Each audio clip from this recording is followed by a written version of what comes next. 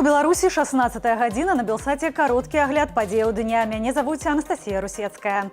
Мігранты атакавалі польскую мяжу. Цягам некалькіх гадзінаў яны спрабавалі прарвацца праз пераход Брузгі-Кузніца. Пры гэтым яны знішчылі частку інфраструктуры беларускага пункту пропуску, на рэканструкцыю якога 2 гады таму Беларусь брала пазыку ў Міжнароднага банку рэканструкцыі і развіцця.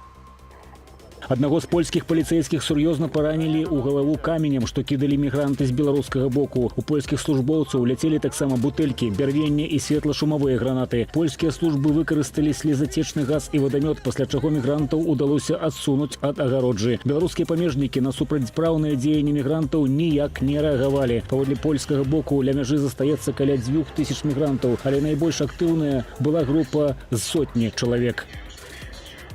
Александр Лукашенко анансаваў другую тэлефонную размову з Ангелаю Меркель. Акрамя таго, пра гэтыя перамовы Лукашенко даў справаздачу Пуціну, з якім размаўляў па тэлефоне.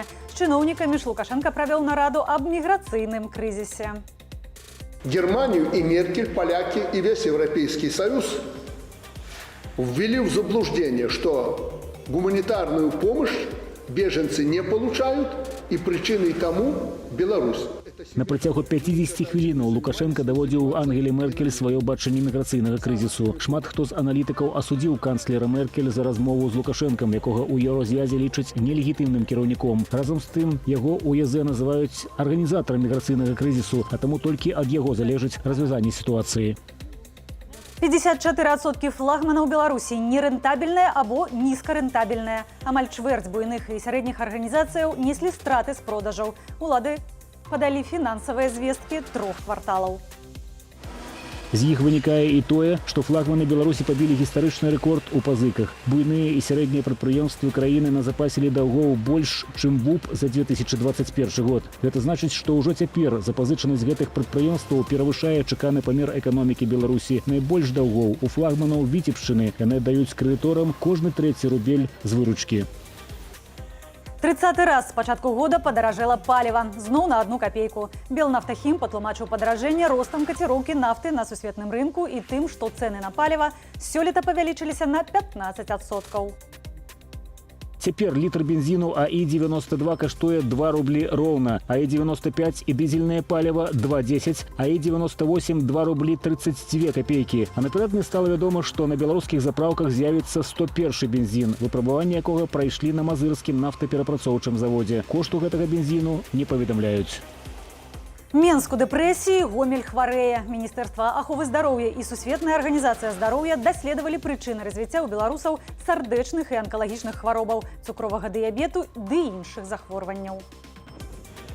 Высветлілася, ад высокага ціску найчасцей пакутаюць на Гомельшчыне, а менш за ўсё на Віцебшчыне і Меншчыне. Гомельская вобласць у лідарах па цукровым дыябеце, сардэчных хваробах і залішняй вазе. Самыя дрэнныя зубы таксама ў жыхароў Гомельшчыны. Большасць беларусаў, якія паляць і ўжываюць алкаголь, жыве ў Менску. Магілёўшчына больш за ўсіх ужывае садавіну і гародніну. Меншчына самы спартовы рэгіён, а на Віцебшчыне самыя стройныя людзі.